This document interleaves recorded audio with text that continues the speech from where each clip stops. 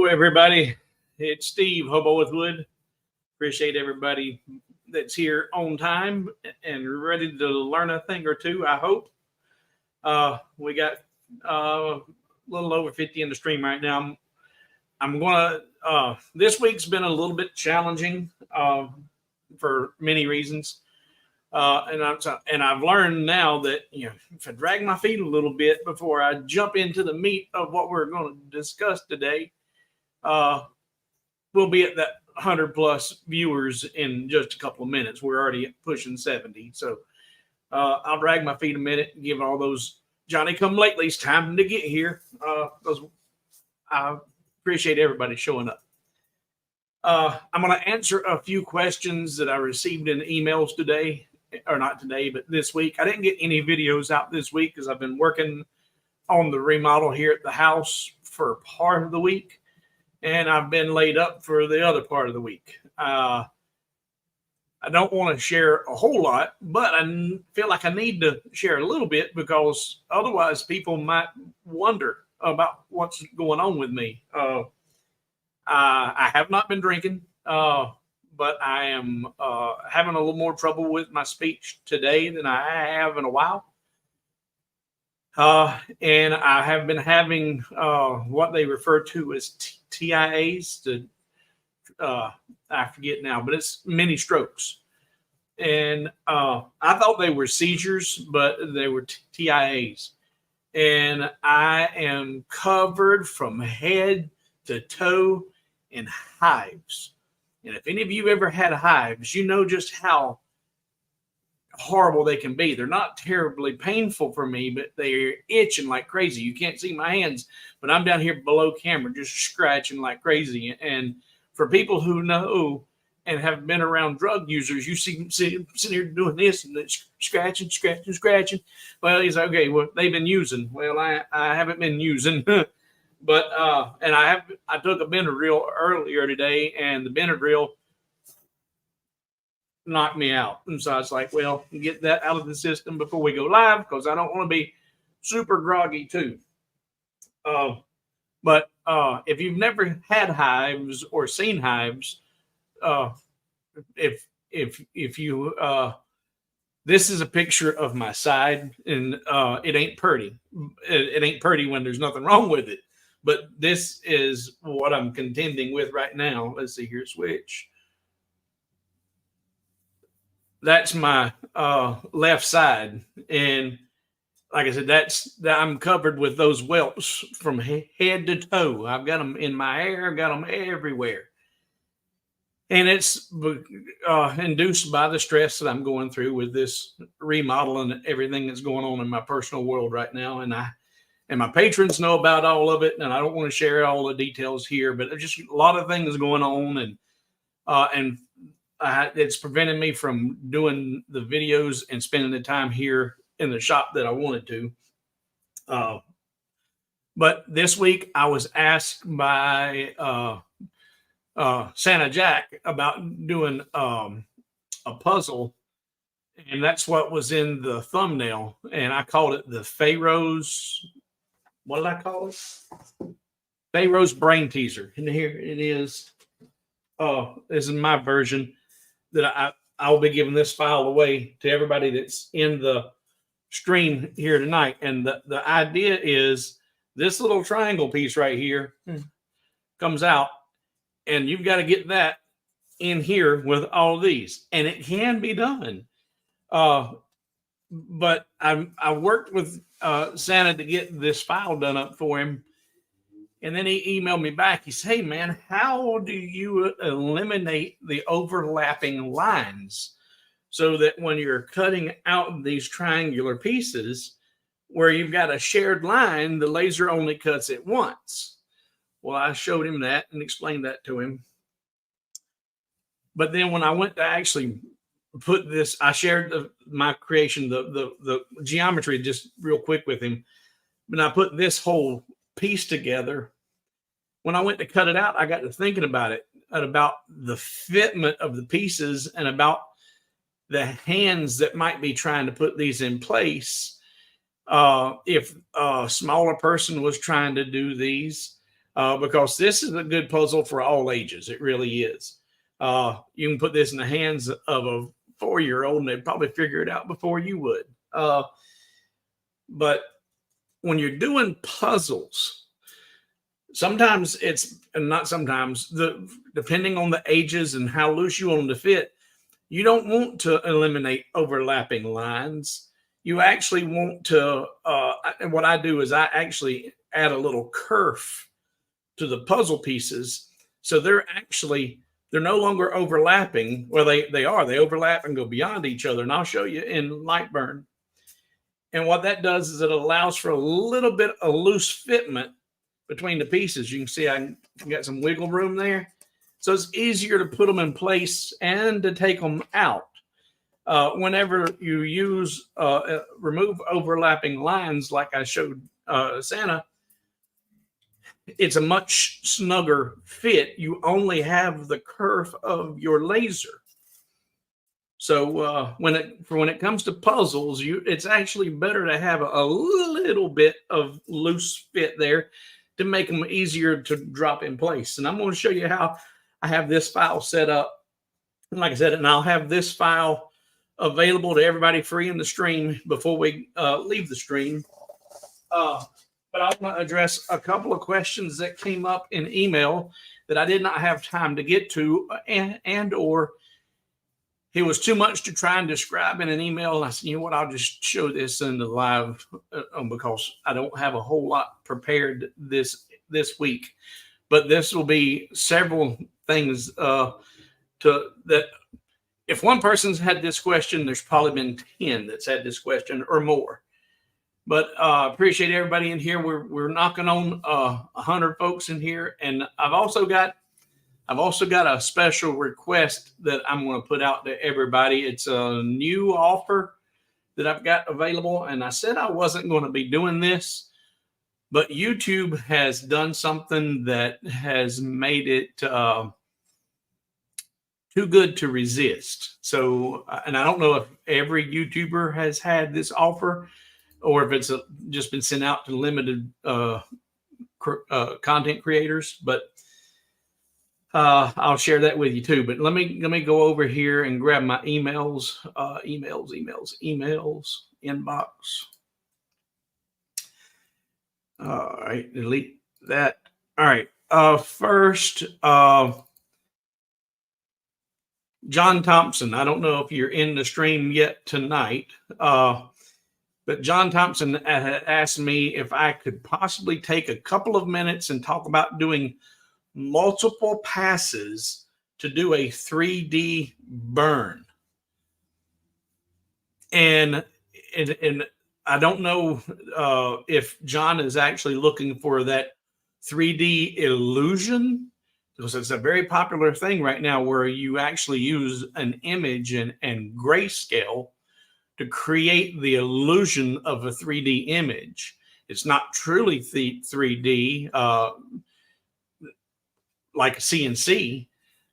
It's just amount of burn created in the darker shadow, the shadowing creating the 3D effect.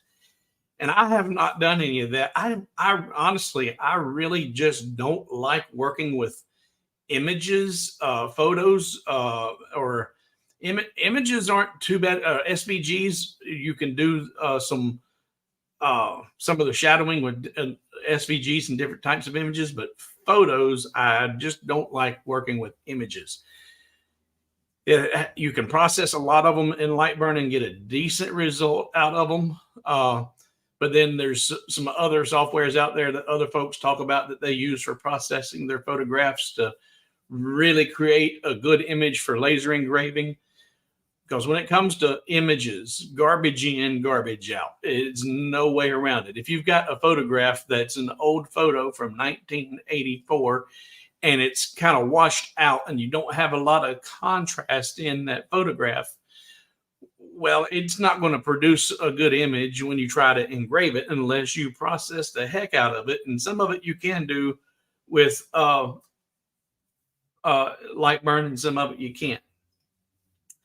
But the grayscale, and I have not looked at ImageR yet. ImageR keeps sending me emails, and I think they have, and yeah, I'm sure there's somebody in the comments that have used it, but they have a depth tool or something that I think creates those grayscale images to create those 3D effects.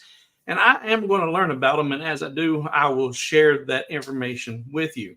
But John, if you're talking about physical depth using multiple passes, like I do when I'm creating pockets for the inlays, you could just look at some of my inlay videos and show where I just do just that. I'll burn, and if I'm wanting to put an 1/8 of an inch material and a 1/4 inch material, depending on the materials, they're going to require different passes and different number of passes at different varying speeds. I'll do 2 or 3 and then check it with my plunge gauge on my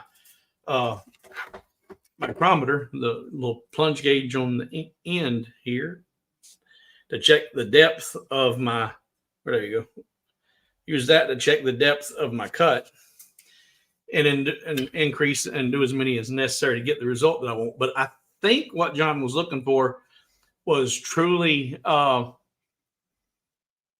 that 3D effect. And those are really cool, but I have not learned how to do that yet. And so I cannot speak to you intelligently about that. And we just hit the 100 viewers right now. And so now, before I go on to the next email, I am going to take, 2 of them dropped out, but we're close. I see several of you have jumped up here and already signed up to be members. And Moses, I'm glad that you did that. And Chuck, you and Moses were 2 of the ones I was going to really plug this to and suggest you do this, because you guys contribute on, Chuck, you contribute religiously, and I'm so grateful for your support. Moses, you as well. Tom, you've been a great supporter. Tom signed up as a member. The offer that YouTube put out just this week. In fact, I am about as a transparent person as you would like, or and sometimes I'll share too much, but let's see here. YouTube. I want to find. Let's see here. No. Yeah, there we go. No, one more. Let's see.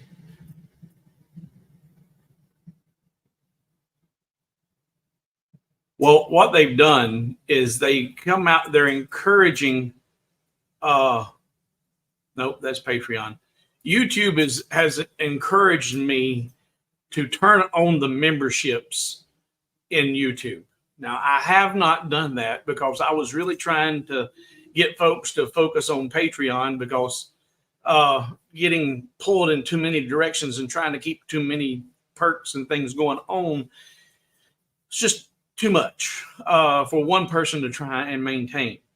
So I was like, okay, regular supporters, instead of being a supporter on YouTube, go over to Patreon. But YouTube come out this week with an email and said, hey, if you'll turn on your memberships to YouTube, we'll give you up to a $2,000 bonus. So, and the way it works, the fine print is, if I turned on the YouTube memberships by mid-September or something, they would give me a guaranteed $1,000 bonus. Now, mind you, I don't get about $400 a month from YouTube, period. But now they're going to give me a $1,000 bonus if I just turn on memberships. I'm like, okay, and how about that other $1,000? Because it said up to $2,000. Well, they're going to give $10 a person up to 100 people for another $1,000. So there's a potential of $2,000 bonus for people signing up as members. On Patreon, the gold patrons get 100% off all of my digital files. They're completely free. Silver gets 80% off and bronze gets 60% off. And they have access to my digital files, emailing me, contact me, help and support, whatever. And to be honest, I help about anybody that ask me whether they're supporters or not. But I don't want to take away from the Patreon. So I needed to have something to do for the memberships as an incentive. And also, YouTube will take 30%. I believe they said 30%. So I got it on there. I think right at $9.99 or right at $10. Well, I'll get $7 of that. YouTube's going to get $3 for everybody that signs up. But what I decided to do to try and incentivize you to do the membership thing for 3 months. Sign up. You become a YouTube member, and it should be at the bottom of the screen, right about there somewhere. Membership. You sign up. It's $9.99 a month. Do it for 3 months, and after you have been a supporter for 3 months, 3 consecutive months. We talked about this earlier about some of the folks would like to have one of my Hobo shirts, but they didn't want it to be the Hobo with wood. We talked about doing the Hobo Nation t-shirts. So that's what I'm going to do. I'm going to make the Hobo Nation t-shirts and maybe put the website on the back. Maybe, I don't know. But if you're a supporter for 3 months at $9.99, I'm going to send you a free t-shirt. Freight included, and I don't care if you're in the U.S., you're in Australia, wherever you're at, and that will cover the cost of my shirts and the freight to get them out there. So you are paying for your shirt in installments of $9.99 a month. And then after 3 months, if you want to cancel the YouTube membership, hey, I understand. And you got your free t-shirt, and hopefully I've had 100 of you sign up, and I'll get their free incentive money of $2,000. If it wasn't for that incentive to try and do that, I'll play their game. I'll try and do that. But supposedly, I'll get $1,000 bonus just for turning it on. So there's that. I'm itching like crazy. All right, now back to the emails. We talked about John's, and I wanted to talk about, I think it was, we're going to talk about this one. Michael James. I don't know if you're in here yet tonight. In fact, let me just, before I talk about his problems and comments, let me just look at these others. Did we have somebody else sign? Bruce signed up. Thank you, Bruce. And Chris signed up. Thank you, Chris. Kevin signed up. Thank you, guys. I really do appreciate it. And like I said, if 3 months, after 3 months, and I don't even have them printed up yet, the Hobo Nation shirts. But and I use a premium t-shirt. They're called Next Level t-shirts, and they are like butter. They are so smooth, man, and soft. It's unbelievable. It's a quality shirt. It's not and I ain't saying Fruit of the Loom's not quality, but it's itchy to me. It makes me itch. Let's see here. Go away. All right, looking at the comments. And for the new folks, and if we've got anybody that's new in the stream tonight, if you have a question about when I start showing the files, or if you have a question about anything that I'm talking about, precede your question with question marks in the comment before you ask your question, and that jumps straight out at me to look for that question. And that's what I'm doing now, just looking for there's any questions in here right now that have popped up. Oh. And I don't see anything yet, but I was asleep at the wheel. Got a comment. Chris says, I caught the end of something and heard that take. Yeah. I'm pretty sure that's what it said in YouTube, is they keep 30% as a transaction fee. I'm pretty sure that's what I read. Patreon, I don't think is 30%. Patreon takes a smaller percentage, I think. It's YouTube, the memberships that they keep the 30% on. If I understood what I read correctly. And Brad, where do I sign up? It should be, I haven't even seen it in the video. I just turned it on today. But I think it's right down here in the comments. It should be member or something. But it should be below the feed. And let's see. Brad says he's not seen it. Let me refresh. A lot of you seen it. Jeffrey, Jim, Carl, thank you guys. Kent says he's not seeing the join button. A lot of folks are seeing it. So it's there, guys. I don't know if it's something to do with your browsers or your whatever. Oh, Lord have mercy. I ain't thought about this stuff since I was a child. Chicago Bob says, get some calamine lotion for the itch. Man, I remember getting in poison ivy, poison oak, and then you get that pink calamine lotion, and you look like a teddy bear going, it's horrible. But it worked. As soon as I get off of here, I'm going to take some, and plus you can't put calamine lotion in your hair. I'm going to get me some more Benadryl because then it won't matter if I knock myself out when I get off of here. Good. Brad says he found it. And man, I got a ton of you signing up. If I could, I'd hug every one of you. And like I said, it's going to be good because everybody's going that does this for 3 months. I'm going to send you the t-shirt out. And what I'll have to do is, once you've seen that you've done 3 months and been charged or whatever, send me you'll need to send me an email at hobowithwood@gmail.com. I'll put that up here. Where is it? Well, I thought I had it on. Yeah, there. Well, it's in there somewhere. Hobowithwood@gmail.com. And I will get the information I need to send those t-shirts out to you. All right, question mark from John. There is a join button next to the subscribe button. Okay, all right. And Brad, yeah, he's got one of those shirts. He says they really are soft. This next level t-shirts, man, they're like butter. Oh, yes. And calamine lotion and mercurochrome. Man, those things in the medicine cabinet, they were the cure-alls for grandma. It didn't matter what you had. One of them two is going to fix whatever ails you. And yep, if you donate through Zelle, like I got the running there at the bottom, I get 100% of the donations you do through Zelle. And the only reason I turned on the memberships for the YouTube was because of their incentive of the potential $2,000.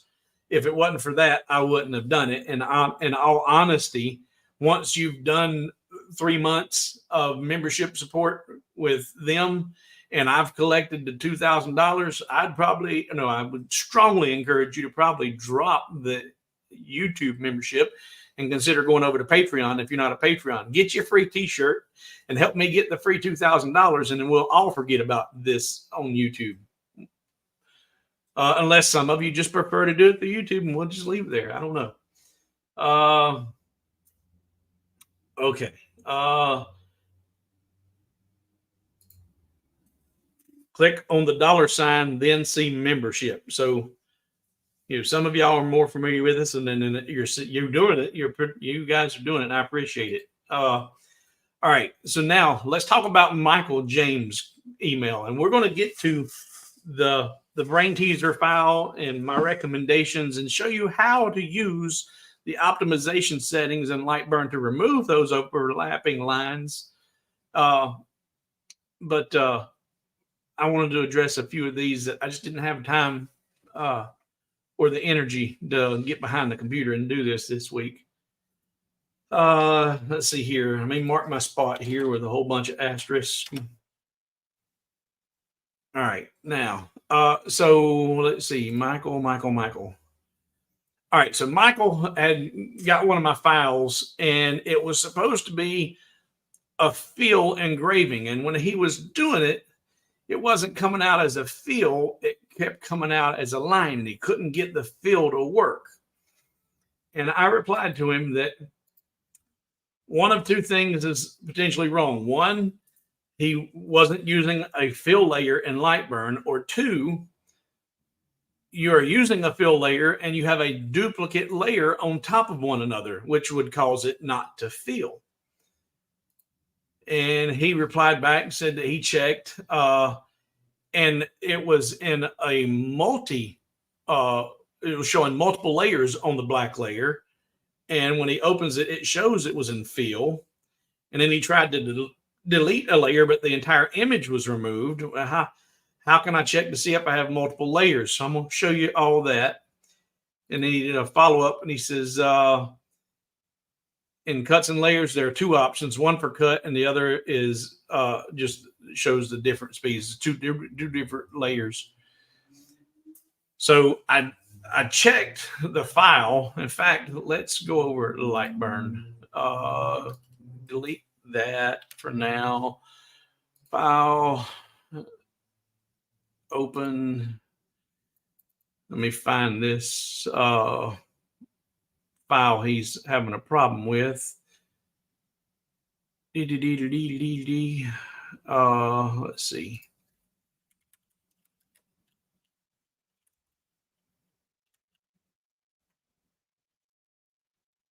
Well, well, fudge. I'm not even finding it now. Let's see. I'll go to my website. We'll switch over. We'll go over to Hobo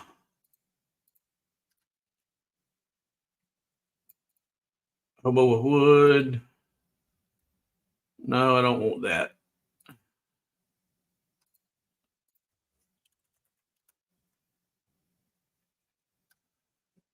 Find out how this thing is in here. Because I don't remember. 5 branch tree, 5 layers. So that's the file he's got, and he's not getting the feel. And let's go file, open, commerce.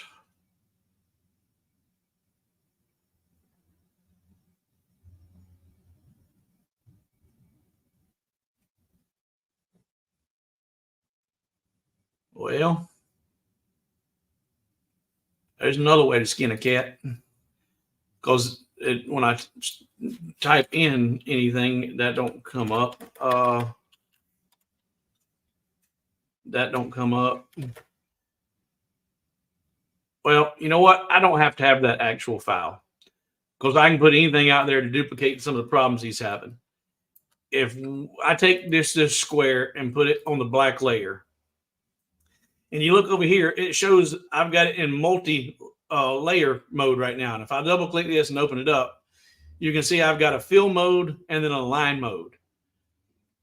Well, if there was a first possibility, was if there was, or if this was duplicate or duplication, one on top of the other, and if they're grouped, you're not going to be able to select one of those layers. But when you try to do it in a fill mode, if we get rid of this and put it, and when you've got in multi-mode, whenever it's in multi-mode, multi-layers, if you select one of the layers, and I would recommend, because I had a problem with LightBurn once before where I deleted the first sublayer, and when I deleted that layer, it made that entire layer inactive, and I could not use it again, ever. So if you're going to delete a sublayer, or I would go to because you can have as many sublayers as you want. Grab that one and come over to this minus sign and delete that sublayer. And now you've just got one layer. And it's in fill mode, so it should be filled right now. But when we look at that and go to preview,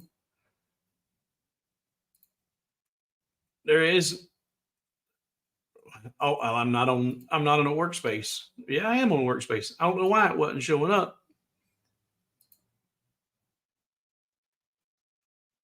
Or is that it? Okay, that is it. Duh. I was thinking that was, so I've got, it's not filled. It's just giving me the outline. And I said, okay, well, maybe there's a double layer. Well, if I select it and try to delete one of those layers, hit the delete button, well, the whole thing goes away. And the whole thing goes away because you've got 2 layers, but they're grouped. And let's see here, go back, and I'll show you how you can tell if there are multiple layers on this. Control Z, bring that back. So I've got that back.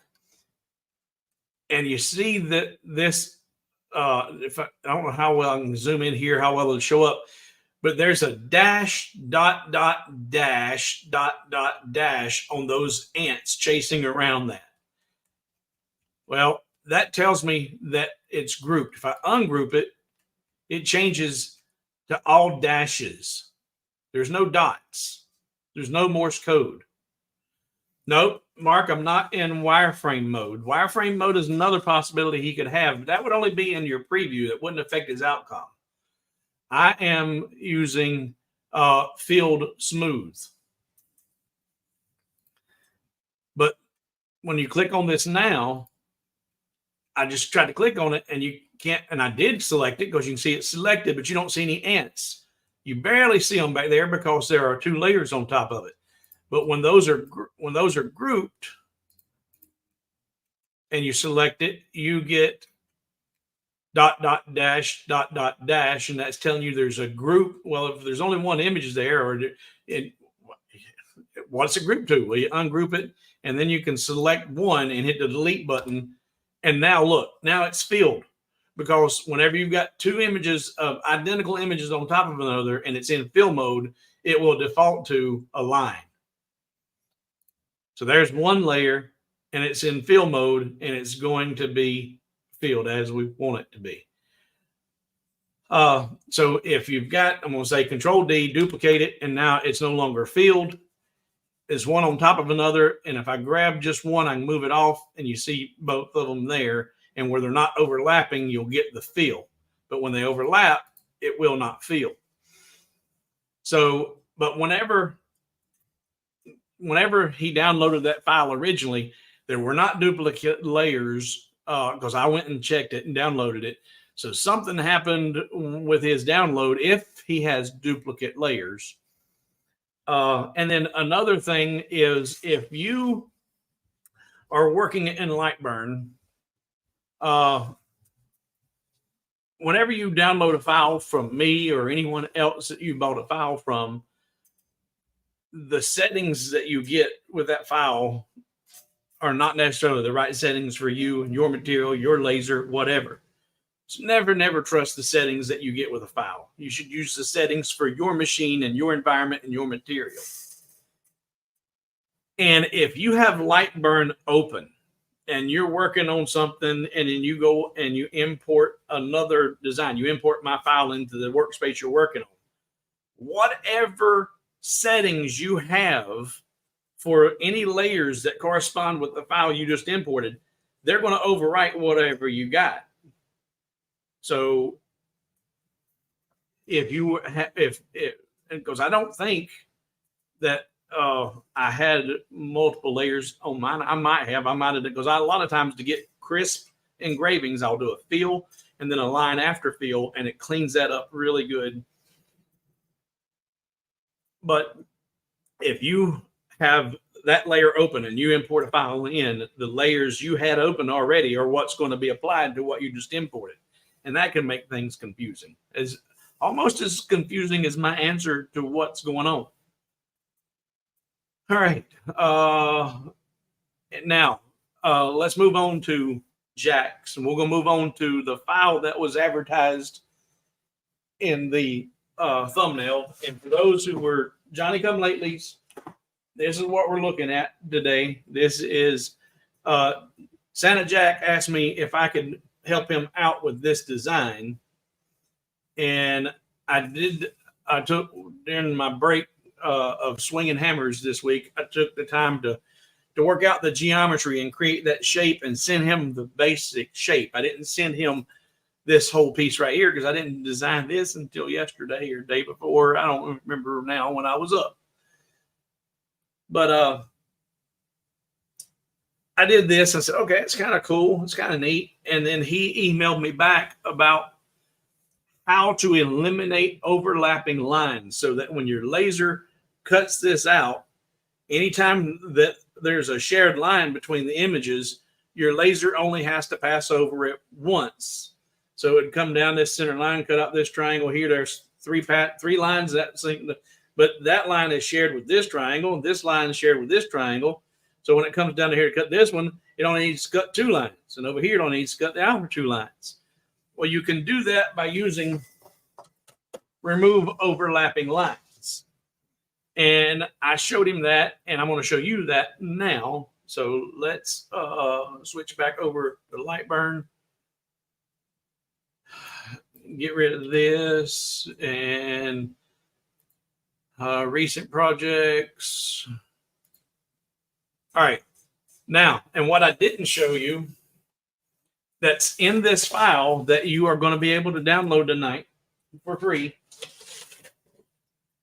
is just like this on the front. I've got it set up the Pharaoh's brain teaser and got the Egyptian Pharaoh's death mask or whatever, and the lightning bolt with the offset fill, the instructions. But then on the back side, and I'm going to dump all my pieces out if I ain't careful.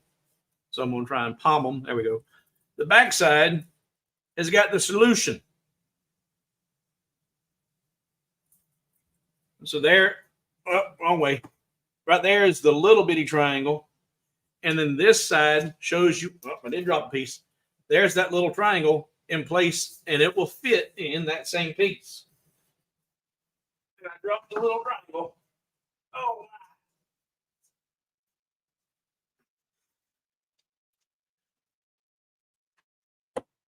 So back over to LightBurn. So that's what this is. This is the back layer, and this is an engraving showing the solution. And then the front piece has got all the pieces cut out. And these are put, little circles are cut in there, half circles are cut in there for ease of accessing all of the pieces in the puzzle and be able to pull them out. And you can see that with these, the placement of these 3 half circles, you can get your fingers on the edges of every single piece. Here you can get that one, you can get these 2, you can get all 3 of them there, and then here you can get that one. And then this one over here is a place to hold that little triangle whenever you're wanting to have somebody solve the puzzle. And when they get mad and frustrated, all you got to do is just flip it over, and there's the solution. If you haven't committed it to memory, you can just, put it together real quick and say, okay, there it is. It works. And this triangle, this outline here, is the exact same size as this. So you could lay the pieces one on top of another, and it would work just fine. So I want, Chris made a question, says, I've seen quite a few with people getting offset fill when layer shows fill. It's because of what it's set to in advanced. Yeah, and depending on what your, if you have ever set default settings to your layers, which you can do, and I even thought about doing that when early on in LightBurn. I was like, okay, well, black layer is for engraving, single pass with a line after fill. Blue is offset fill. Red was cut. Green was going to be, with the curve settings. And you know what? Instead of doing all of that and then trying to remember which settings were set up for each layer, I'll just, anytime I needed to create a new layer with a different settings, I'd select it and just put in and just leave the default settings alone.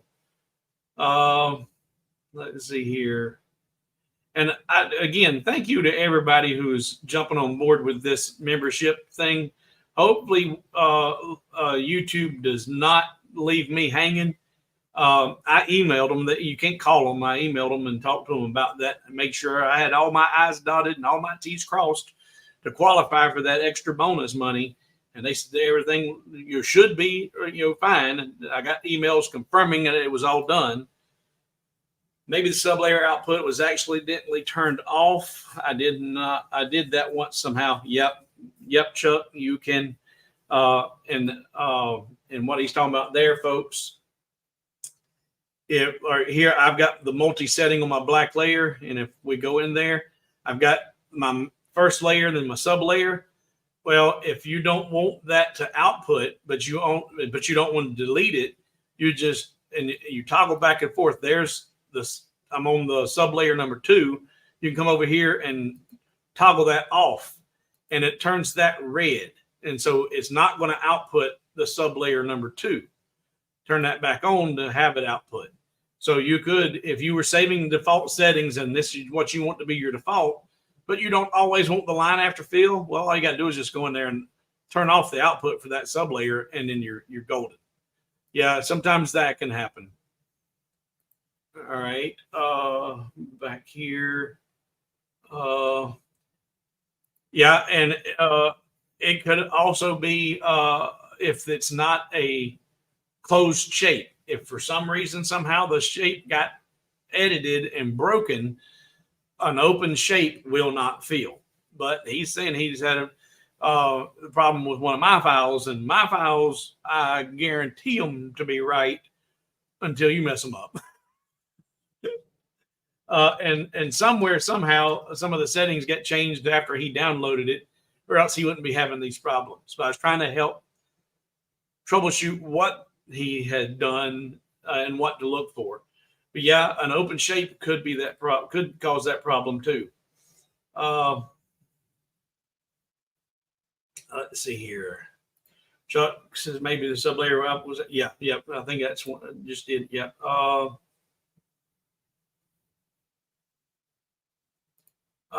Shouldn't it fill twice in that case? No, it doesn't work that way. LightBurn doesn't work that way.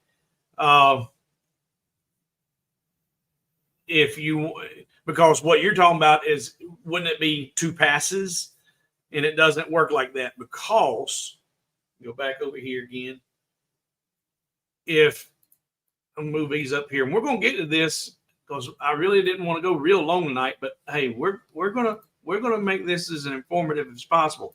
If I've got 2 of these shapes and I duplicate, Control D, duplicate it. Now it gives me that, and it's not going to fill that. But if I wanted to have hold my control button and just draw that out a little bit, that's how you get that effect. You get these are in fill mode, because if I put this layer, in fact, let's use one of the layers I ain't using. I'm going to select both of them, and we're going to put it on this blue layer there.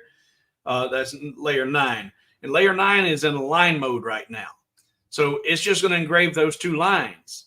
Well, if I want this line out here, I want that to be engraved around it, but I don't want it engraved in the middle. If you simply turn it on fill, that's what you get.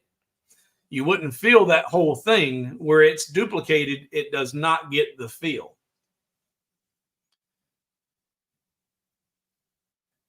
All right, delete that and switch back over here.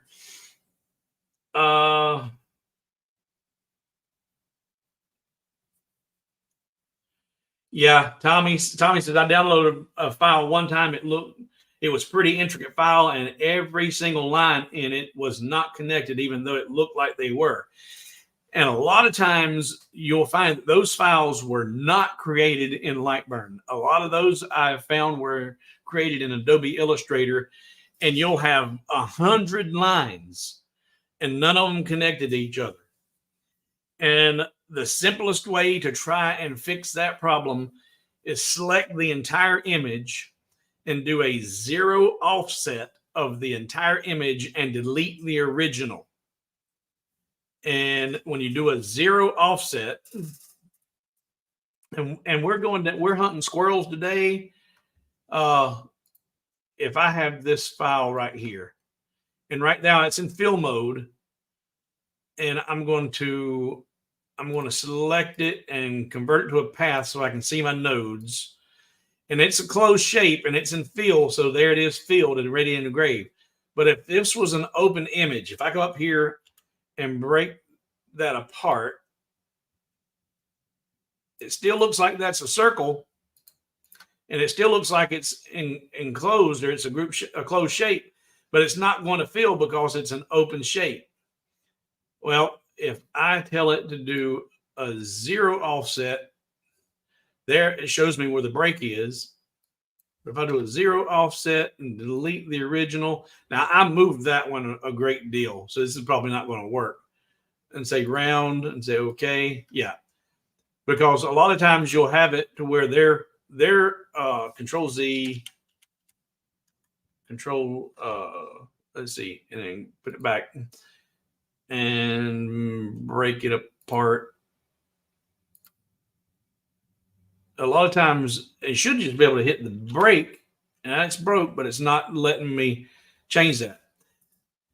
But when the nodes are right on top of each other, but it's still an open shape, doing that 0 offset, delete the original, will usually eliminate all those shapes, give you one continuous shape, and it's solid and filled in a closed shape and ready to engrave. Well, Jimmy, we were waiting for you. We have not gotten to the meat of the live stream tonight because we knew you were going to be late. We knew it. We knew it. We knew it. So we have been talking about other problems and troubleshooting other things. So we're glad you're here. We're glad you've made it. And we're going to get to the actual design here in just a second. Question mark. They screw you. I'm suing them for no t-shirt. Oh, they screw you. I'm suing them for no t. Yeah. I don't think there's going to be an issue. But regardless what happens with the promotion from LightBurn, regardless what happens, whether they come through with that free money or not, if you do the membership for 3 consecutive months and you say, hey, I've done this 3 months, here's my information, you send it to me in an email, I'm going to send you your free t-shirt because it's not free, you paid for it. Regardless what happens with YouTube and their promise, their incentive. Let's see here.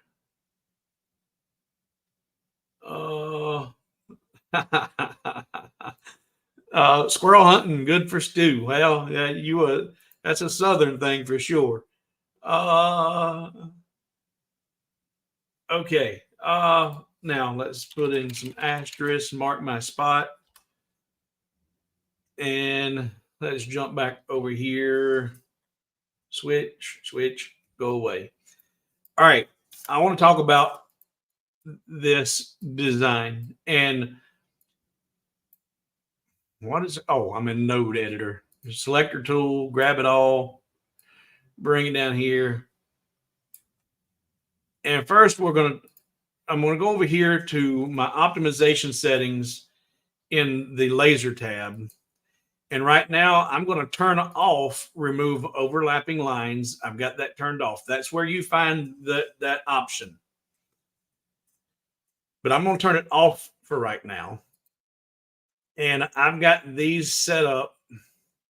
Make sure, look at my cut settings. Let's put it on 1 pass. And I'm going to put it with 0 kerf and 1 pass and say, okay. All right. I've got these docked up against each other, and the remove overlapping lines is turned off. And I'm going to turn off everything on this right now, except for that cut layer. In fact, we're not even going to show it, just so you can see what we're looking at. So I'm going to only select those pieces there. And when we look at the preview, it's showing that's going to take 1 minute and 38 seconds to cut out using, and these are not the settings that I would use for this material, but I'm doing this for demonstration purposes only so you can see what happens when you use the remove overlapping lines. So right now, with the settings that are in here, it's 1 minute and 38 seconds to cut that out. And if we look at this and how it's going to work, and we hit the play button, and I'm going to speed it up. And when it's moving at that speed, the laser's cutting. It's just cut out two sides of that triangle. It's cut out 1, 2, 3. All right. I did turn off remove overlapping lines, and that should go up and cut up there. It didn't. Did I not turn off remove overlapping lines? No, I thought I did. I must have turned it back on. Or I didn't say okay because I'm an idiot. Turn that off and say okay. And now when we look at that preview, there we go. It just jumped to 2 minutes and 39 seconds. 2 minutes and 39 seconds to cut this out. And now when we look at it, if we back it up, come on, back it up, and we hit the play button, and I speed it up. That's cut out 1, 2, and now to cut out the third side of that triangle. Then it jumps real fast, and it comes up, and that's going right down that same path again. And that's cutting out 1, 2, 3, 4 sides of that parallel. Well, it's not even parallelogram. Jumped really fast and cut out 1, 2, and then it's going to cut this third pass again right there. So it's cutting those lines twice. And that's what removing overlapping lines would do for you. So there it was showing that this cut time for that whole piece was 2 minutes and 39 seconds. But then if I go back up to optimization settings and turn on remove overlapping lines, and I'm going to increase my distance between lines to 1/10 of a millimeter and say, okay. So from 2 minutes and 39 seconds, it jumps to 1 minute and 38 seconds. So I save a whole minute by removing those overlapping lines. And when you see that, what it does, you see what I was doing earlier.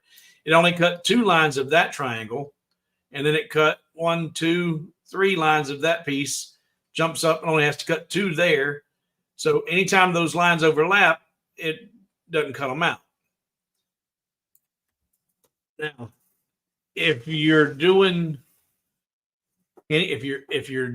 not adding kerf to a design, if you're just butting them up together and you're cutting out the pieces, and you want to conserve material, conserve time, and you can dock your pieces up against each other, be it this puzzle or a box, whatever you're doing, with fingers and slots, and they're all the same size, you can make them overlap and remove overlapping lines, and it'll save you some time when you're cutting it out.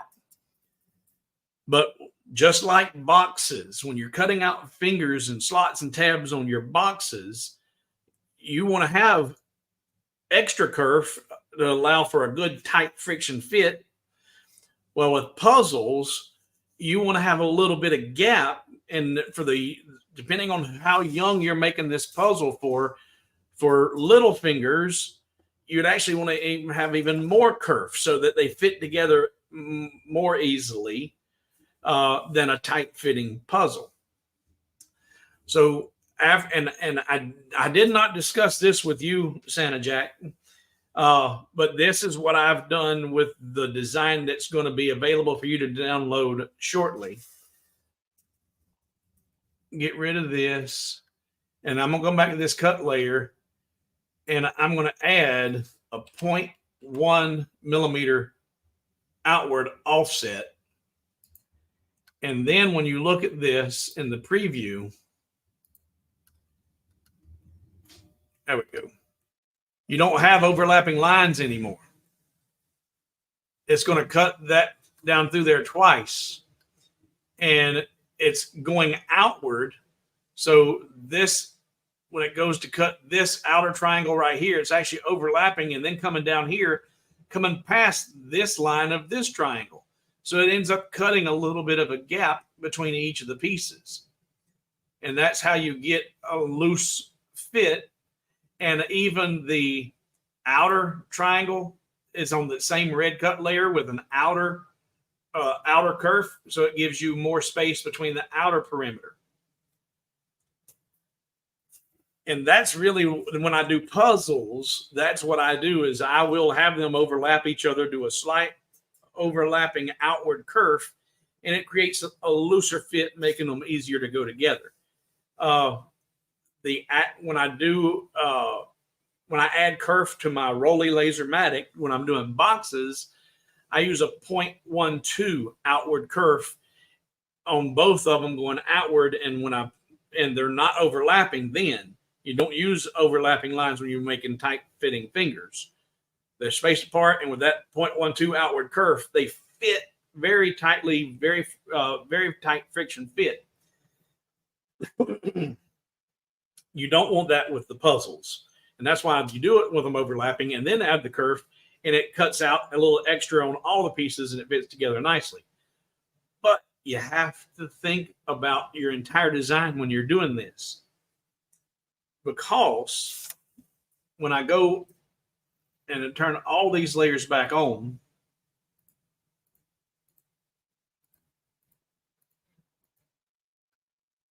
if you look right here, this little triangle that I've got, didn't switch. This little triangle right here is on its own special layer. It's special. And if we look,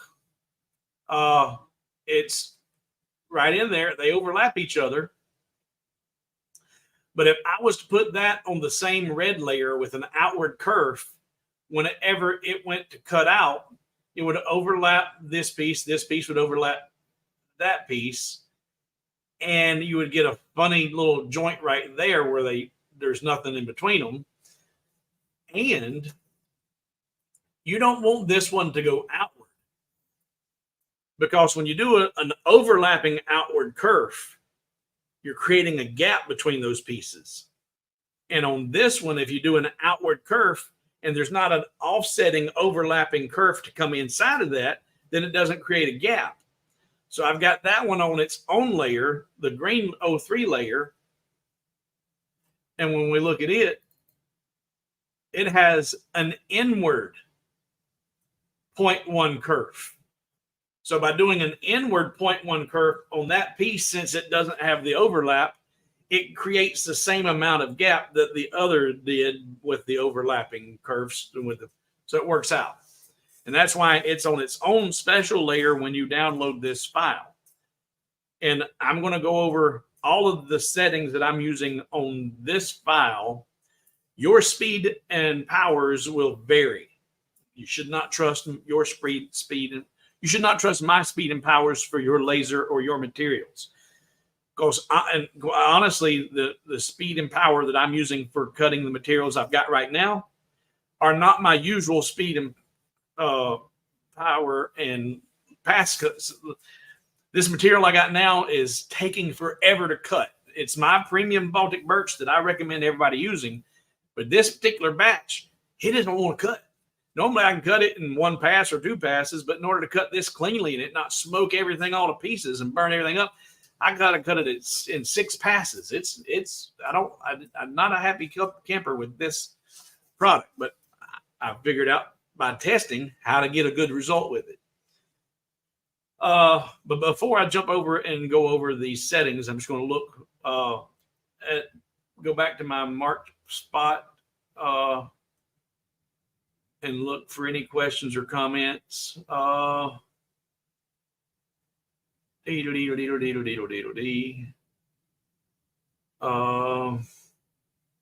gotta find my mark. Everything went scrolling away. Now I can't find my mark.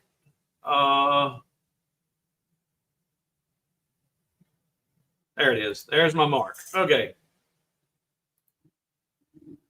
No, Brad, it won't cost me any money.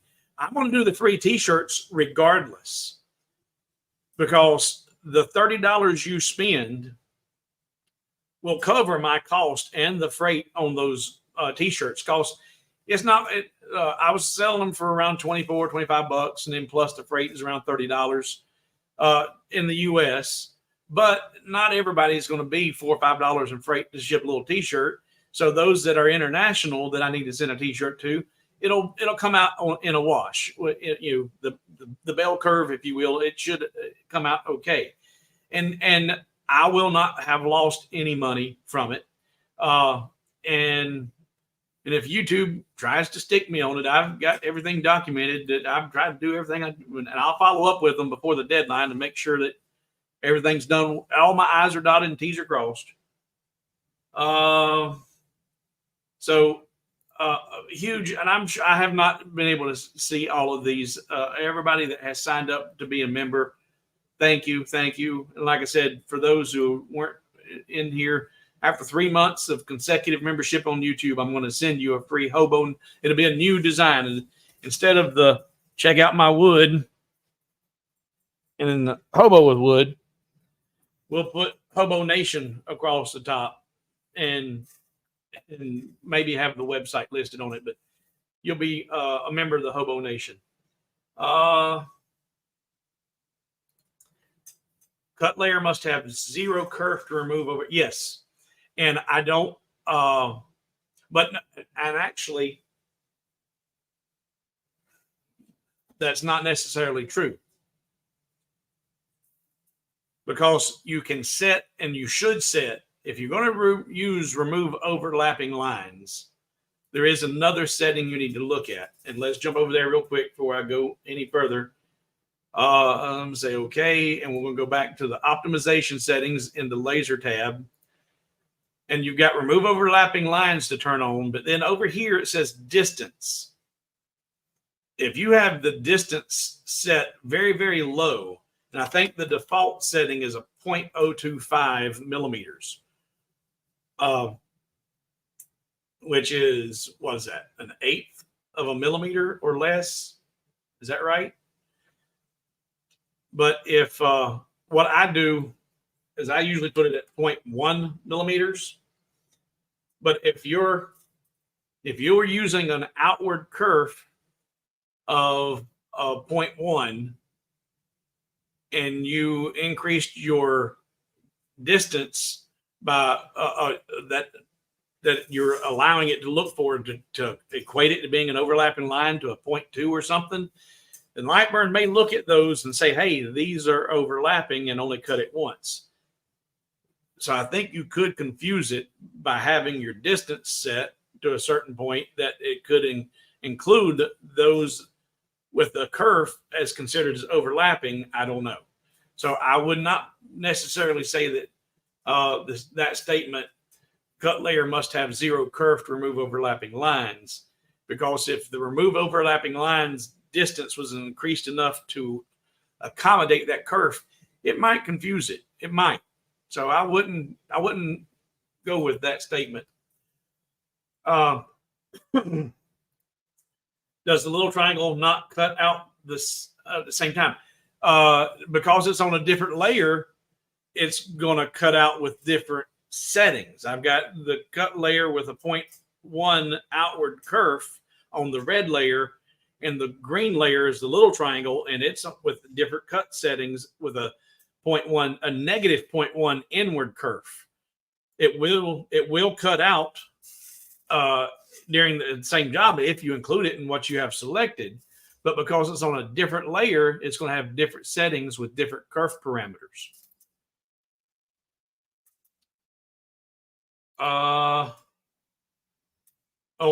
And there it's okay. Ignore my question.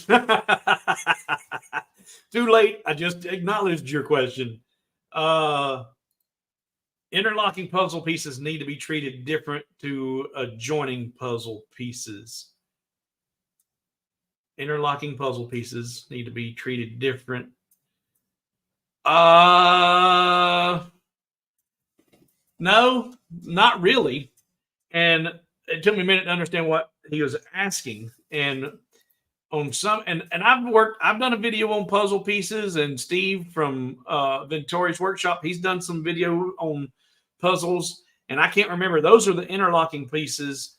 Let's see, cancel that.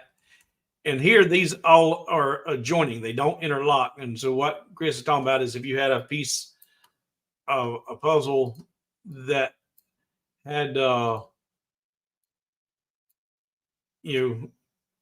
tabs and pieces on it where they interlocked with one another. So A subtract B, and then A plus B weld. So if you had puzzle pieces like this, his question was, would you do an if they were docked together, and so you could potentially turn on the overlapping lines and it would not overlap. They would eliminate the overlapping lines.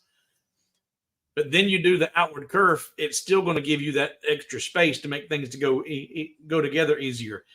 And it's my thought process is that if you're doing it with young ones, you're making these puzzles. If you're doing a 10-piece puzzle for a toddler, if you got a bunny rabbit and it's only 10 pieces and they're really tight to put together, well, it was a little bit frustrating for little hands, little fingers. But if it's big pieces and they loosely fit together, then it's easier to solve the puzzle. And you can achieve that by doing the outward kerf, whether they're interlocking or not, I think. Let's see here. Done with that. Get rid of that. Now, interlocking, done. More questions. Steve had the same issue with some birch. Had a bad batch once. Yeah, that's what this is. My Baltic birch, and it's the filler they're using. It just in this particular batch, it just is not. I got a bad batch. I've used this stuff for 2 years, and I've only had two bad batches in 2 years, and so I think that's still pretty good. I still endorse that. Hobowithwood.com/premium Baltic birch. Some of the best stuff out there. All right, mark my spot here. Now, let's see here. Back to, and actually, what we'll do is I'm going to go over to, in fact, comments. No, not comments. Turn comments on. Come on, stupid. Banners. Hobowithwood.com. All right. So there's the website. If you haven't been there, hobowithwood.com. I am got a stupid test. Prove your humanity. What's 3 + 2? And it wants me to, and then I gave it. This is what prove your humanity. What's 5 + 5? And I gave it 10, and it didn't like me. So we're going to try to log in again. All right. Now, what's going on here, Pickle? All right. Don't like what's happening there. Come back here. There we are. All right. Now, publish.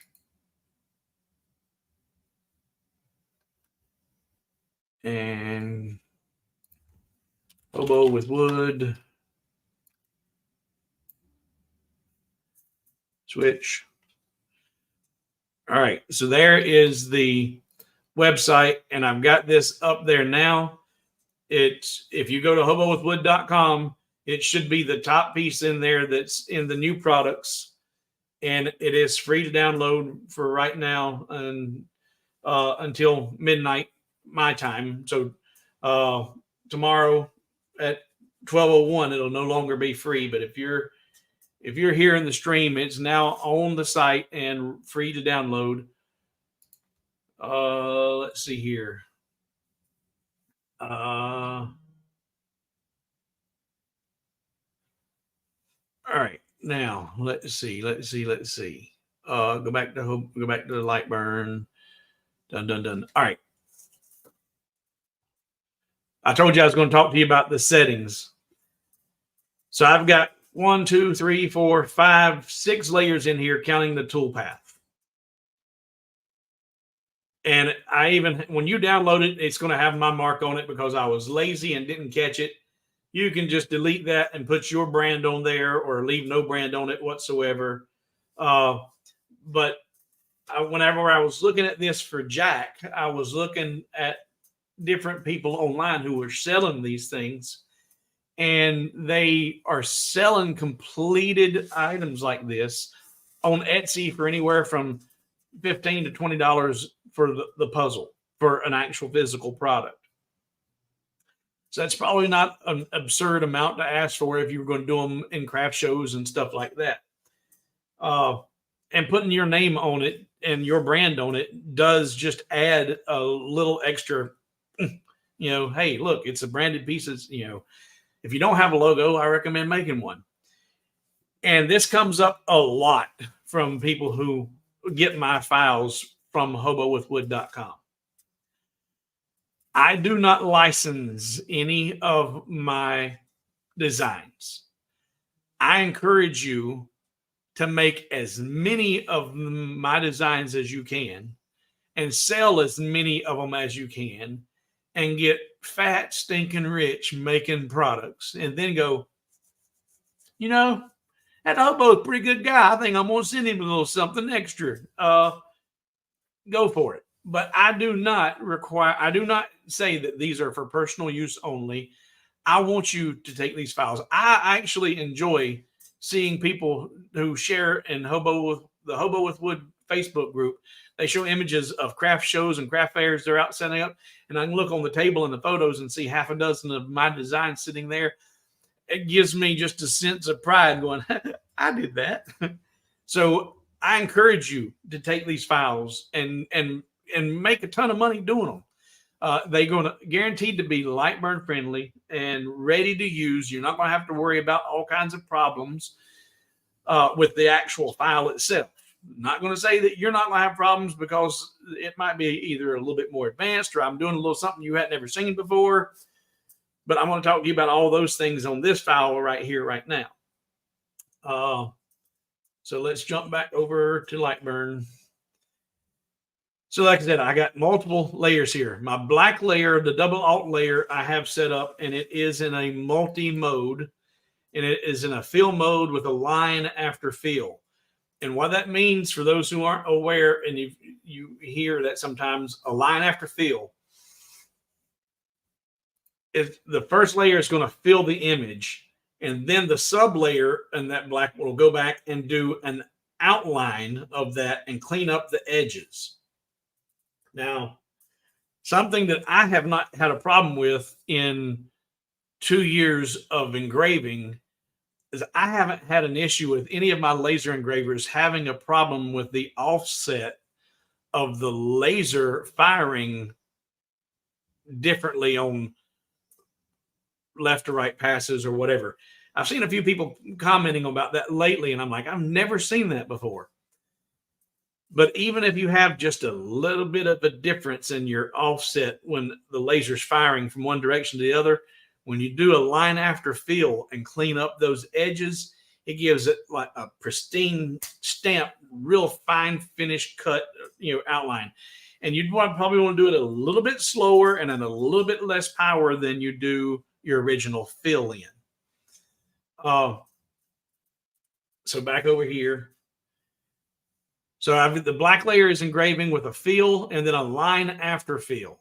And on my settings currently, this one was set up at 8,000 millimeters a minute and 80% power. And then the line was at 5,050. Now the blue layer, which are the lightning bolts around the brain, the blue layer, I have it set up on an offset fill. Now what does that do? Well, we'll take a look. I'll grab these pieces. Well, they're all grouped together. So let's select it, ungroup it.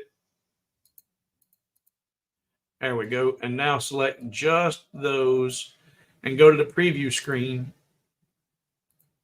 And by using the offset fill, it does this with the lightning bolts. But it's not just offset fill. You have to tell it the line intervals. So I'm using an offset fill on my blue layer, and I'm doing it at 6,000 millimeters a minute and 60% power, and a line interval of 0.8 millimeters or 31.7 lines per inch. And if you, right now that's at 0.08. If I decrease that and made it, I guess actually increase the line, made it 0.4 and said okay, and go back now and look at that preview. See, there's a whole lot more lines there in that lightning bolt than there was. There's twice as many. There's 0.04, and come back down here and make that back to 0.4. There's 0.8 and say okay, and look at the preview. See, it's half as many. So, and that's a matter of what you like. What outcome do you want to see? But that's why this is the black layer is in a fill and a line after fill. Then I've got offset fill for the lightning bolts to do something different with it.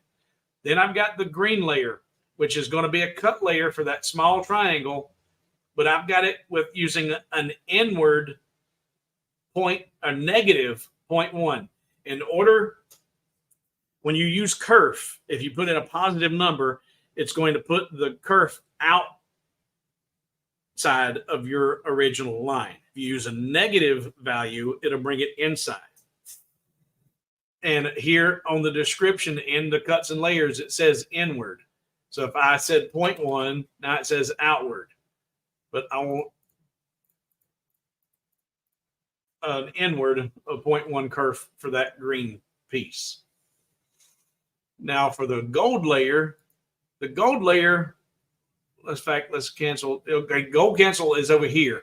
That was the engraving that I've got on the back side that has the solution. Now I've got two pieces of 300 by 300 material. The front piece is where it's all cut out. And then the second piece, palm this thing, hold them all together. The second piece has got the engraving and then my mark at the bottom. So that gold layer is an engraved layer, but it needs to be in a line mode, not in a fill mode.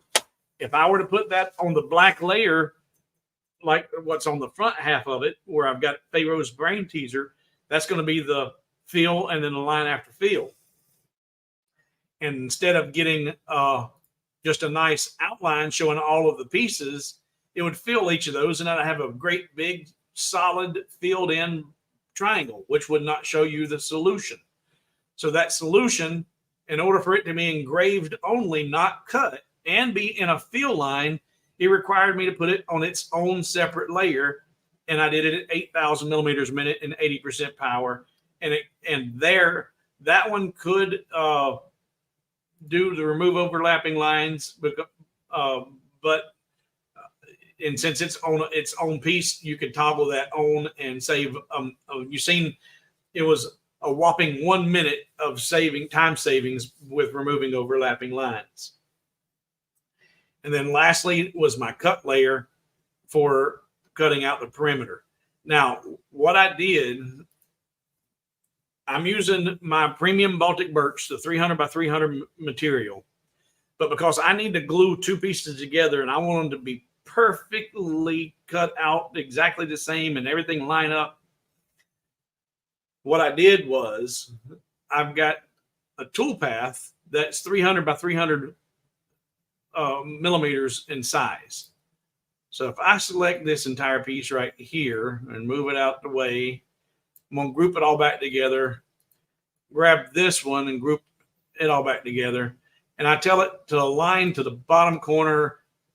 And I set the material on my laser bed in that bottom corner down here. It's going to cut out and leave that small amount of gap. Well, if I do the same thing with this one over here, when you open it, there's only going to be one tool path. But if you made another tool path or you use the same one, put that on a 300 by 300 path. Not 2 decimals. There we go. And then tell it to center up over this piece. When you move this out the way, you grab all of this and it's grouped and you tell it to go to that bottom corner. It's going to cut out. And now you'll have that exact same cutout, exact same size. And they're going to overlap and glue up together real nice and neat and not cause any problems. The other thing you have to think about is you should always do your engravings first and your cuts last. And, you know, I'm guessing that everybody here knows that the priority that you list in your cuts and layers, the first layer you list is the first thing it's going to do. So as you come down, you want that cut to be the very bottom. That's the last thing you want to do is cut anything out. So let's see here. Let me go back up to my mark and look for, there we go. Look for any questions or comments. And again, a huge thank you to everybody who's signing up to this. And I really am trying to make this beneficial for us all by being able to do the free t-shirt after 3 months. And then hopefully YouTube comes through and that'll be a $2,000 bonus for me. That's more than I've made all year last year, practically, from YouTube. Well, not all year, but in over half a year. I think I might have went back too far. Yeah, I went too far back. Let's see here. There was my other mark. So move that. Wow, Tom. Thank you, brother. Tom, you've been a true blessing, and all of you have. But Tom's bought a few things from me, had me design a couple of different nameplates for him, sent them out to him. Hope those went over well for everybody. He's become a member tonight, and he's done. Not only Tom, look there, Moses stepping up too. Man, you guys, I tell you, I am fortunate to have the viewers and subscribers that I've got. Speaking of subscribers, if you're not a subscriber to the channel, hit that like and subscribe button down below. Hit the notification bell. Make sure you get notifications when something's coming up. With the renovations and the remodeling that I've been having to do, my schedule has been all out of whack, and the stress has been really getting to me. That's why I'm sitting here. I'm itching like crazy right now. I've had this happen once before with the hives, and it was a precursor to my heart attacks and the open heart surgery. Hopefully, it's not something that's repeating itself. Question mark. Rolly has the offset scan. Rolly has the offset scan preset. It fixes those. I have had a sloppy 48 watt, terrible, hard to figure out. Yeah, Brad. And I actually seen someone in the Rolly Facebook group complaining about theirs not giving them a great result. And that's when because I've never had that problem before with any laser. But this person somehow, they were having that problem with their offset.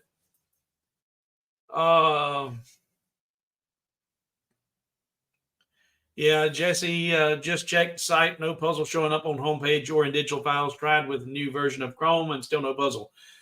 Refresh your page, refresh your cache, your memory. And then plus, what I've seen a lot of times, if you're signed in, if you have an account on hobowithwood.com and you're signed in, it usually doesn't require you to refresh, but every once in a while people say it's not there, but I just showed you, switch over, let's see.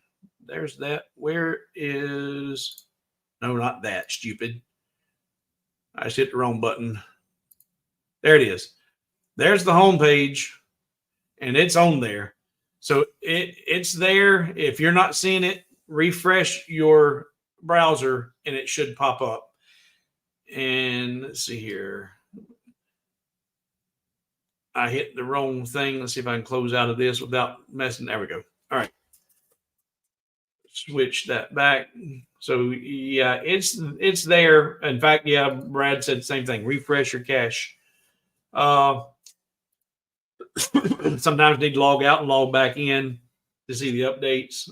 Refreshing usually does it.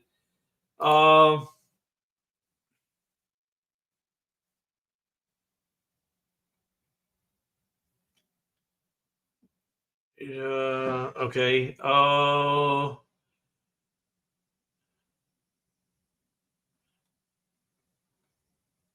Looking for any questions.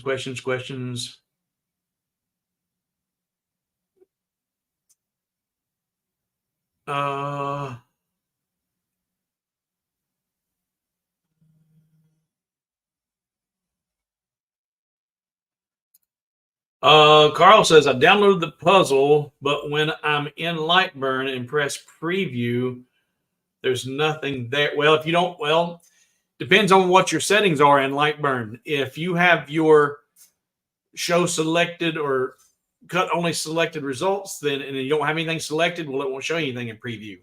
And I learned this early on in LightBurn, and I like it, and I use it right here. Cut selected shapes over here in your laser tab. Like right now, I've got this selected, and I look at the preview, it shows me that. But if I minimize that and turn off cut selected shapes, and I don't have anything selected, and I go to preview, wait a minute, why did it do that? I didn't think it was going to do that. So they'll still show you the preview, but it won't cut anything. That's odd. Usually when you do that, I usually get nothing show up. But another thing that can happen too is if you've downloaded it and both of these are off of your work table, and you have that one selected and you say, look at the preview, you just get that because it's not on the work area. And it won't show you anything down here that's not in the work area. That's probably what your problem is you probably don't have it on the work area because when I save the design, because there's two large pieces, everything's not on the work area, or maybe none of it's on the work area. But you need to get it on your work area surface and see the preview. That's probably what the problem was. Probably.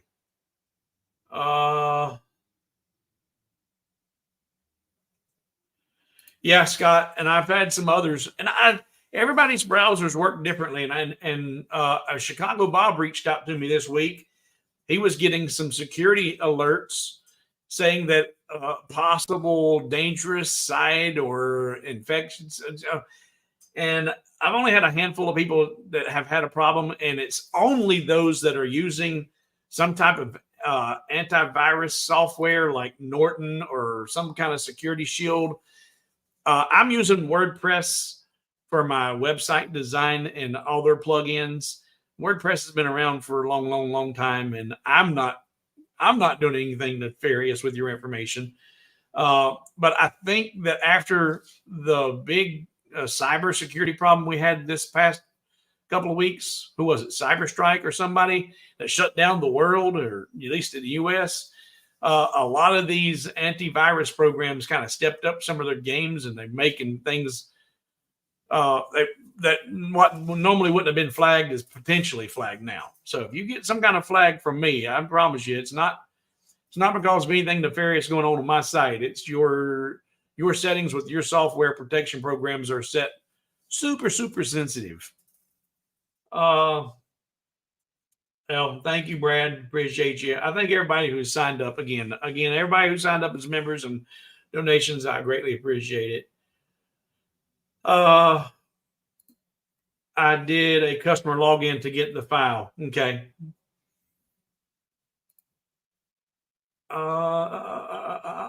And also, and I've said this to others before in other videos, when you go in and create your account to buy my files, I don't want your information.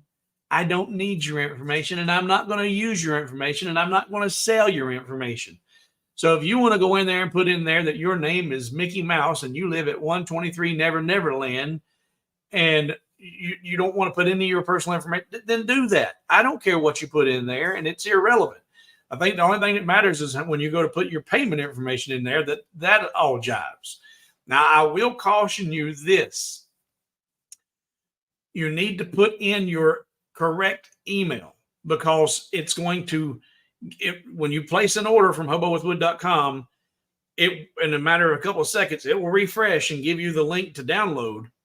But if you put in your correct email address, it's going to send you an email with your download information in it. But if you put in a fictitious email, and I have a lot of folks do that too, and I don't care, but when you use a fictitious email, you're not going to receive those emails with your downloads. So that would only be the only thing I caution you about. And Carl said, yep, that was what the problem was. It was not in the work area. No big deal. Chris, this is a minor problem with the security software is false positive, whatever that word is, but safer in the long run. You know,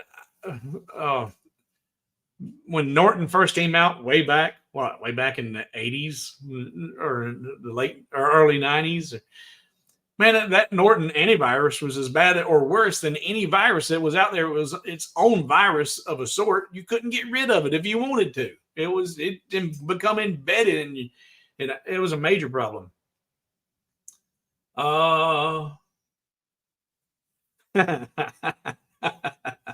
Dave says, I'm CPU stupid, and I got it.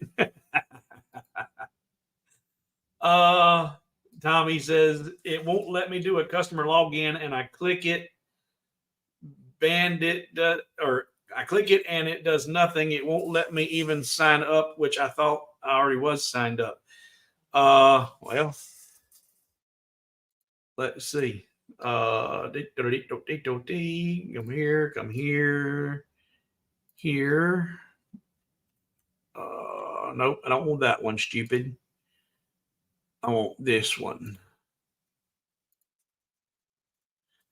Give me just 1 second, Tommy. I'll see if you set up in here. Customers, customers, customers, customers, customers. Tommy, search Tommy B.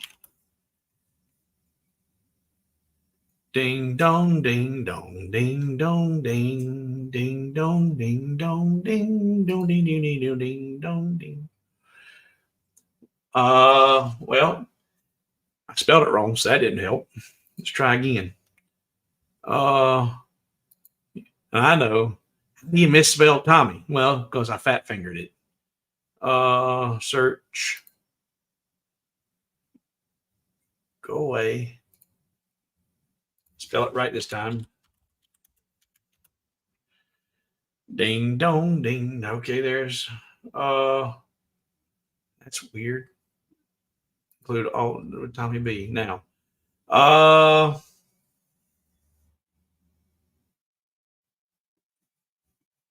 Tommy, I got a Tommy Bun in here, which I believe is probably you. Yeah, and you've done a couple of orders. You're in here and you're signed up.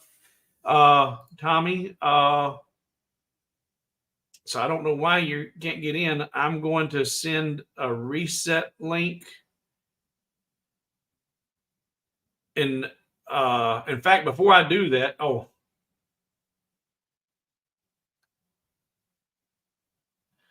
Tommy, before I send you an email reset link, are you in fact Tommy Bunn, Bunn? If that's you, Tommy Bunn, I'll send you a reset link and you should be able to get logged back in. Yeah, that's you. All right. Reset. Where's reset? Send reset link. A password reset link was emailed to HVAC dealer. So if that's you, if you entered your correct email, then you should have a reset link in there. Well, thank you for showing up, Bill. You probably already gone, and thank you for your prayers. I do appreciate it. All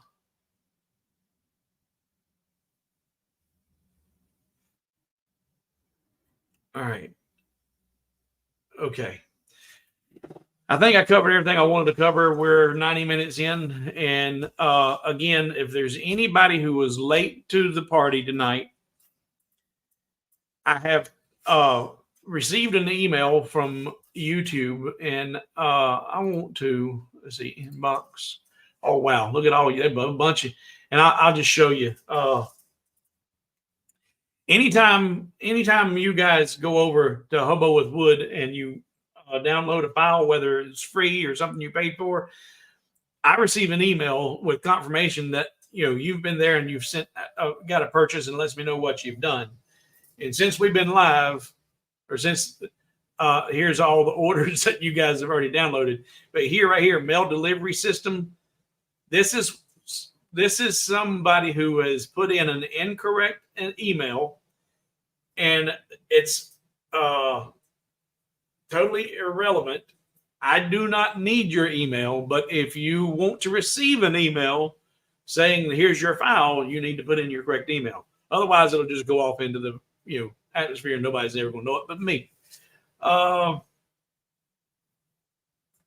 Let's see here. I wanted to find YouTube.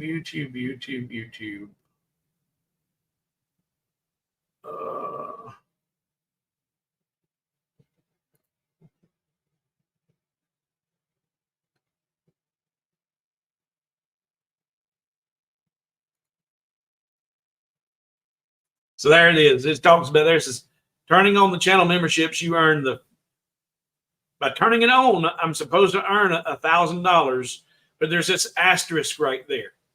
Then you get $10 for every new member, up to 100 members for another $1,000 with an asterisk. But nowhere is there an asterisk with what that disclaimer is about. So according to YouTube, by me just turning on that option to allow you guys to become members, supposedly they're going to send me $1,000. and then up to another $1,000 for 100 members, $10 per member.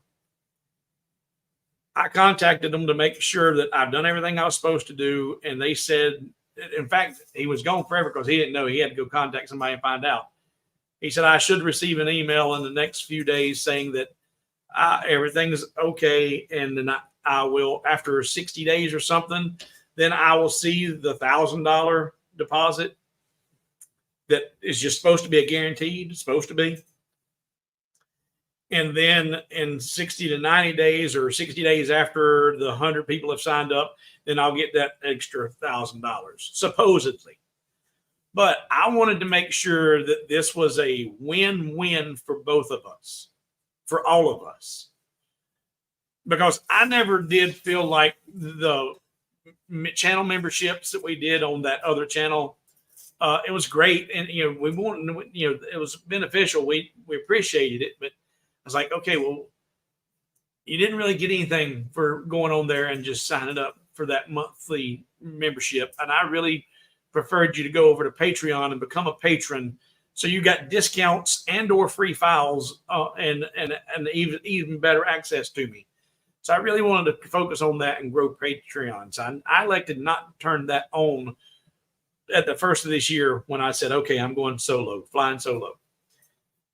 But for $2,000, that's not your money, I'll turn it on and give it a try and see what happens.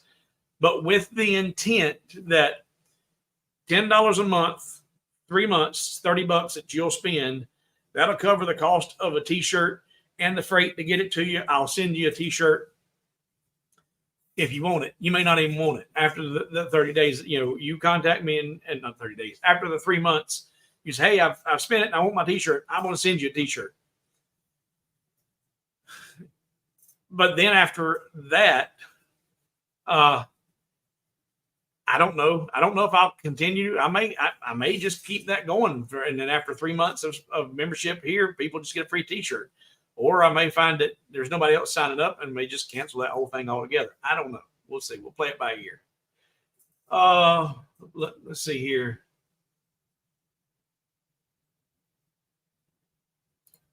It looked like there was an asterisk at the very bottom of your YouTube email that was right before the terms and conditions. Yeah, there's a small asterisk, but yeah, he's right. There was in that. But the asterisk, in fact, I'll show you. It says terms and conditions apply.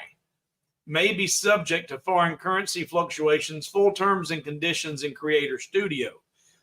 Well, the full terms and conditions of this offer in the Creator Studio are nowhere to be found. Nowhere. And so I reached out to them to find out what those were exactly. And they said that it looked like everything was done and I should be okay, ready to go. I don't know. We'll see. But let's see here.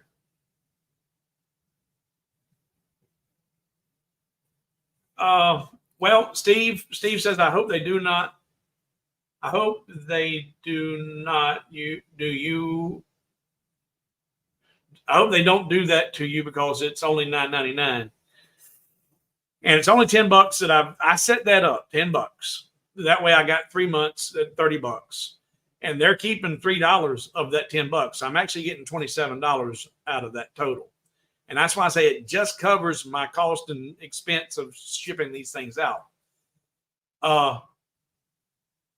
And because, like I said, these are premium shirts. They're not cheap shirts. So I wanted my viewers and those subscribers to get something for it. But instead of doing, after you get your free shirt that you pay for, I mean, technically you're paying for it. It's not really a free shirt. You're doing an installment plan on a t-shirt for 3 months and you get your shirt sent to you. I would strongly recommend, if you're not a patron, canceling the subscription here and go over to Patreon and at least do the $9 a month bronze, gold, silver. Silver is $9 a month. $9 a month on Patreon gets you 80% off on all of my digital files on Hobo with Wood. And that's worth a heck of a lot more than any little incentives that I can get, because I'm not going to continue to try and come up with incentives for the YouTube memberships. It's just too much for my brain to keep straight. So this is really about doing this promotion, trying to get that $2,000, getting you the t-shirt. And then I strongly recommend canceling it and going over to Patreon and go gold, because for $20 a month, you get all the files for free. So that's really the better deal. Yeah, you got to love fine print. And then especially when you can't see it and you can't find it.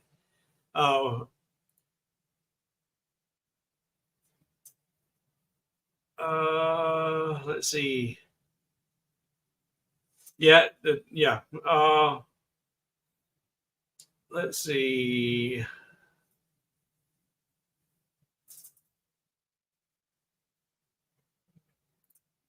If you don't get the money, forget the t-shirt. Their scam should not cost. It won't cost me anything. It won't. I ain't stupid. That turnip truck out front, I parked it there. I didn't fall off of it. I won't lose any money. I won't lose money. I'll be okay. Let's see. Question mark. Do you mind me sending you an email? And if you don't mind giving it a read, I would greatly appreciate it. Yeah. Send anytime any of you guys have got questions, comments, you are welcome to send it to hobowithwood@gmail.com. hobowithwood@gmail.com. And I'm going to change that banner. It's got my website at the end of Patreon, or the Zelle right there. hobowithwood@gmail.com. Whether you're a patron, whether you're a member on YouTube, I don't care. If you've got a question or a problem with the file, I encourage you to send it to me, and I'll be glad to see what I can help straighten out or figure out. And and like I said, whether you're a regular supporter or not, I don't require any money or ask for any money for any assistance. Let's see here, back to comments. So yeah, feel free. Now, with everything I've got going on in my life right now, I'll be honest with you, I went to Lowe's Wednesday and picked up a new vanity and sink and got everything I needed to do an install in the bathroom. I went in and sat down and made myself a Mater sandwich. Now, if you ain't never had a Mater sandwich, boy, I tell you what. But you got to have a fresh Mater, Duke's mayonnaise, good fresh loaf of bread, and lots of pepper. And that was what I had. I had me a Mater sandwich. Just Duke's mayonnaise and tomatoes and pepper. And I sat down in my recliner, and I don't even remember closing my eyes. I was gone. I was out, and I was out like a light until like 3 o'clock in the morning. I woke up, and it was the next day, early in the morning. Like, what in the world? And I said, well, I ain't going to sleep no more. I was out again, and I was out all, and I was, that's when the hive started, and I was itching and feeling miserable. And if I got comfortable, got back to sleep, I slept all day Thursday. Didn't do anything after I went shopping Wednesday, slept all day Thursday, slept most of the day yesterday. But, I do keep my laptop next to me that I can reply to when I'm in the camper. But unless my hair is on fire, I am generally pretty quick at replying to emails. If it requires getting into LightBurn and doing some figuring, I may not be able to get right back to you immediately, but there are been more than one occasion that people send me files I'll look at, and then I'll send you a link that you can click on, and you can even do it on your phone with a camera phone, and we can see and talk to each other, or we can do it on your computer if you're hooked up with a camera on your computer. And we'll do a conference call and talk about what I've seen and show you what I've learned to address your problems. So it's not, I don't just fix the issue. I will show you the issue and what to look for and how to fix it so that you can do it yourself when you see it again. Oh man, I got to get some Benadryl. I'm gonna get all these question marks and then I'm gonna wrap it. Let's see here. I don't want to leave anybody hanging. Oh well, yeah. The bacon and cheese. When you start adding too much to it, then you're almost there to a BLT. I just like me a simple mater and mayonnaise, and heavy on the mayonnaise. Duke's got to be Duke's mayonnaise. And there, I got a second on it. Got to have Duke's and pepper. Yep.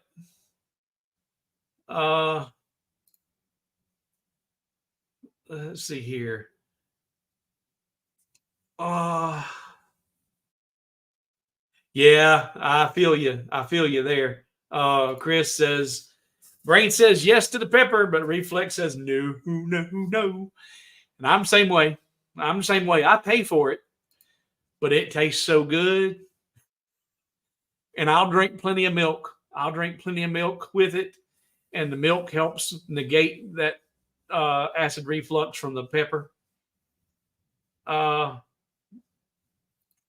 thank you. I'm sure you're already gone, Tim or Sim. Thank you for being here and appreciate you hanging out.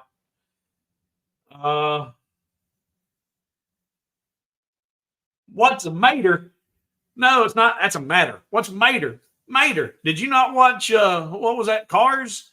Disney's Cars? Mater's tow truck.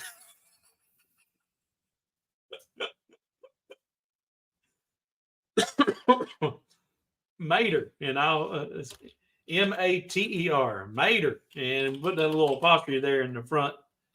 Mater. That's tomato.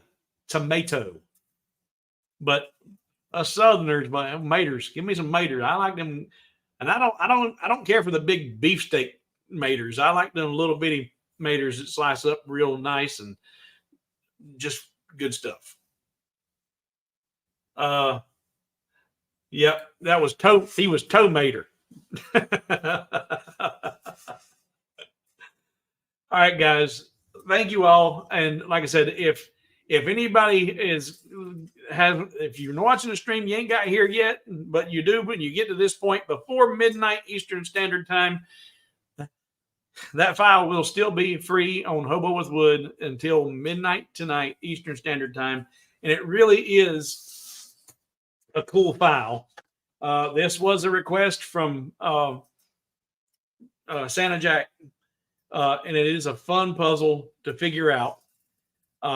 And like I said, in the design that you download, palm all this, it stays. There's your solution. Ooh, there's your solution on how it goes all in with all the pieces. So it's a fun, easy piece to do. Simple glue up.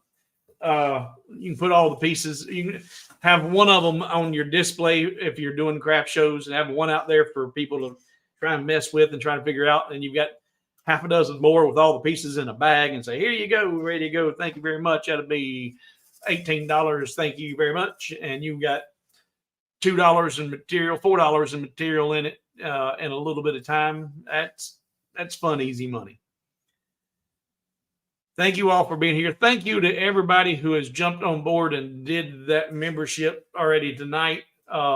Please like, share, and subscribe to the channel. And if you noticed, I hadn't been drinking my RC tonight. I forgot to bring one in here, and I'm pretty parched right now. So I'm going to get out of here and wish everybody a great rest of your weekend. Yeah, I need one of them head massagers, Andy. Oh, no, that was Jim. I needed one of them automatic head massagers in here and just rub my head. But I'm going to go take some Benadryl, and it'll knock me out. And I think I'm going to probably take 2, and that'll take care of my itching and keep me sleeping until in the morning.